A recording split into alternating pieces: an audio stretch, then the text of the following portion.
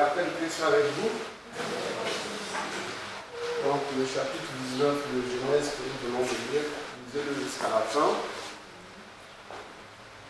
La vie de Sodome, les villes de Sodome et de Gomorrhe, c'était des villes très corrompues. Ils sont l'image des villes d'aujourd'hui.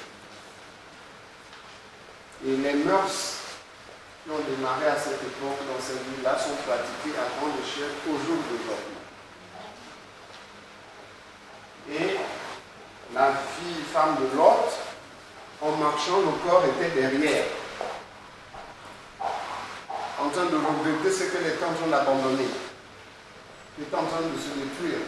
Ses beaux bijoux, ses boucles d'oreilles, ses belles chaussures, ses beaux habits, le bon plat qu'elle a préparé, le rendez-vous qu'elle avait avec sa copine pour traiter une affaire. Tout ça, le cœur était en train de saigner. Alors que le Seigneur leur a dit, il fallait sur la montagne, c'est-à-dire confiez-vous à moi. Elle se confie à ces choses derrière. Le Seigneur l'a renvoyé vers ces choses, en quelque sorte. Il a fait périr avec ces choses. Les filles de Lot, donc Lot, après avoir séjourné à Tsoar pendant un temps, ici c'est pas bon. Les gens là sont comme ceux qu'on a détruits là-bas. Ils ont vu les actes qu'ils avaient à cause de moi, mais moi je ne vais pas rester là, c'est pas bon. Donc il est parti dans la montagne. Il a vécu dans une grotte avec ses deux filles. Les filles disent, oh, nous sommes déjà majeurs là, on est à l'âge d'avoir des enfants, mais il n'y a pas d'homme ici, on fait comment maintenant? Bon, on va faire voir papa, et puis on va coucher avec papa. Et la plus grande, donc ils ont saoulé leur père. La première nuit, la grande sœur est partie avec le père. Le père n'était pas au courant, il était bourré. La nuit d'après, ils ont encore donné le vin au papa. Le papa a bu, et puis la petite sœur est passée, et chacune a eu un enfant. Et ces deux enfants sont devenus un peu les Moabites dans les Écritures et les Ammonites dans les Écritures, ceux qui ensuite ont fait la guerre à Israël à l'époque de David et autres, de Moïse.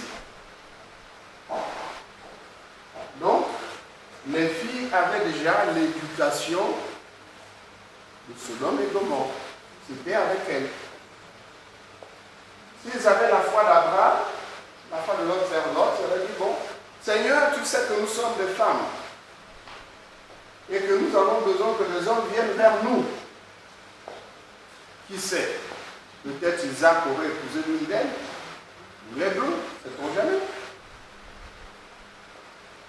Puisque Lot, c'est le fils du grand frère d'Abraham, qui était déjà mort. Mais non, il faut que le sang de papa continue de vivre. Bon, donc donnons-lui des enfants incestueux.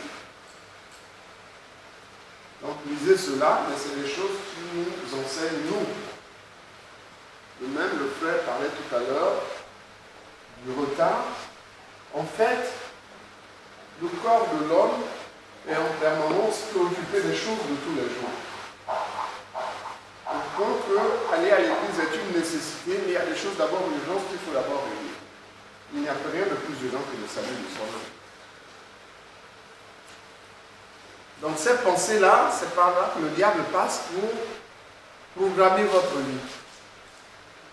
Programmer votre vie. Vous comprenez ça? Lors du premier jeûne, il y a un bien-aimé. On avait insisté pour que tout le monde soit à l'heure. Cette bien-aimée-là avait retardé pour ces raisons. Et en chemin, il s'est fait braquer. En chemin, il s'est fait braquer. Et c'était un langage du Seigneur. C'était le reprimand du Seigneur. Et n'attendez pas que ce genre de reprimand arrive pour vous dire, c'est dans votre intérêt. Vous avez 7 jours dans la semaine. Vous avez une petite matinée que vous consacrez au Seigneur pour notre rencontre. libérez-vous pour que cette matinée-là soit consacrée. C'est un peu comme votre petit sabbat, si on peut le dire ainsi, quoi, que le sabbat est permanent. Mais considérez seulement comme votre petit sabbat, ce jour-là, rien d'autre que pour le Seigneur. Consacrez cette petite matinée-là pour le Seigneur. En fait, ce n'est même pas pour le Seigneur, c'est pour vous, pour votre relation avec Christ. Donc, ne négligez pas ces propos.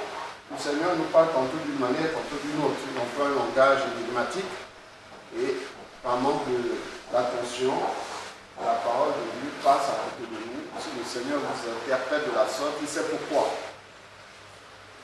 Nous avons lu le chapitre 6, les 25 premiers versets, dans lesquels le Seigneur va enseigner d'abord ses propres disciples sur sa nature. Il dit à Philippe, mais où est-ce qu'on va trouver un truc pour nourrir tout ce monde-là? Même avec 1 million de francs, on ne peut pas les nourrir. On ne peut pas. Et on veut dire, il y a un enfant là qui a quelques pains et des morceaux de poisson, mais qu'est-ce que ceci pour tant de gens? Ça n'a pas de sens. Et le Seigneur dit, faites-les s'asseoir. Bon, les disciples, par obéissance, nous font s'asseoir. Ils ont pu se dire, mais l'homme là, il a quel problème? Où va-t-il trouver la nourriture? Mais ils obéissent, fait asseoir des gens, ils prennent le pain, ils rendent grâce à Dieu. De ceux qui vont encore se glorifier, le Seigneur s'est glorifié. Le pain a été multiplié, le poisson aussi. Mais c'était un enseignement. C'était un enseignement pour les disciples qui ne croyaient pas encore suffisamment. Et ensuite un enseignement pour le peuple qui était là. Et enfin et surtout un enseignement pour nous. Parce que souvent, dans la vie de tous les jours, nous mettons d'abord en avant nos propres capacités, nos propres compétences, nos propres aptitudes. Et quand ça ne va plus, je vais prier. Je vais demander aux anciens de prier pour moi. Je vais demander à l'église de tout temps. Le Seigneur vient toujours après, nous-mêmes d'abord. C'est pour cette raison que les disciples n'ont pas vu ce que le Seigneur pouvait faire. Maintenant, le Seigneur va les enseigner. Non seulement les disciples, mais surtout d'abord les Juifs qui étaient là. Il va les enseigner par rapport au pain qu'ils ont mangé. Il va les interpeller là-dessus. Donc, frère, tu vas lire Jean chapitre 6, verset 26. On le relit et on continue la lecture. Jean chapitre 6, à partir du verset 26, il est dit. Jésus leur répondit, en vérité, je vous le dis, vous me cherchez, non parce que vous avez vu des miracles, mais parce que vous avez mangé des pains et que vous avez été rassasiés. Travaillez, non pour la nourriture qui périt, mais pour celle qui subsiste, pour la vie éternelle, et que le Fils de l'homme vous donnera. Car c'est lui que le Père, le Dieu, a marqué de son sceau. Donc le Seigneur interpelle, nous interpelle.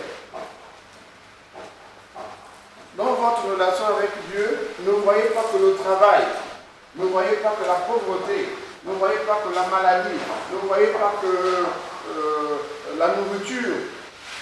Tout ça, ça concerne le corps. Ça concerne le corps. Le Seigneur dit travailler pour ceux qui vont vous accompagner dans la vie éternelle. Travailler. Travailler comment? C'est-à-dire dans votre relation avec Dieu. Dans la recherche de la connaissance, recherchez ceux qui vous élèvent vis-à-vis de Dieu.